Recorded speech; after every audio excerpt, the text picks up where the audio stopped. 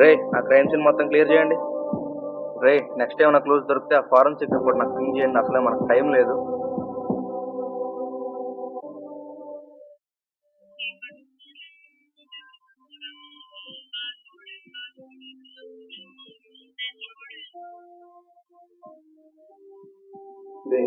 Crime scene నీకేమైనా కొత్త దేనికి అన్నిసార్లు ఫోన్ చేసి శ్రమపడుతున్నాను.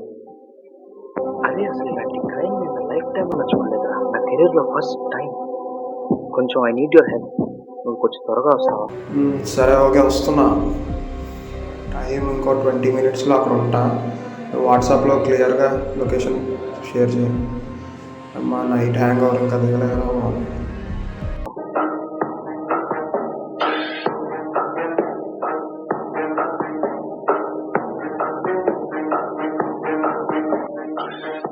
హాయ్, అసలు విషయం ఏంటో క్లియర్గా చెప్పాను. కేసు ఏంటి డీటెయిల్డ్గా చెప్పు. మార్నింగ్ కోర్టులో రౌండ్ చేస్తుంటే మన వాళ్ళకి ఒక అన్యూజువల్ డెడ్ బాడీ కనిపించింది. తన దగ్గర ఉన్న క్రెడెన్షియల్స్ అన్ని తీసుకొని తన ఫోన్కి వాళ్ళ మెసేజెస్ పెట్టాను వాళ్ళ పేరెంట్స్కి. కాకపోతే this time it's different case. సరే, నేను వెతుకుతున్న కిల్లర్కి ట్రైకోఫేజ్ అని ఒక డిసార్డర్ ఉందా. ఆ డిసార్డర్ ఉన్న వాళ్ళు మార్నింగ్ బాగానే ఉంటారు, కానీ నైట్ అయిపోయేసరికి వాళ్ళు రేపు చూస్తారు. వాళ్ళు తినే ఫుడ్ ఏంటో తెలుసా? మానవ జుట్టు. ఆ జుట్టు కోసమే అమ్మాయిని చంపాడని నేను అనుకుంటున్నాను.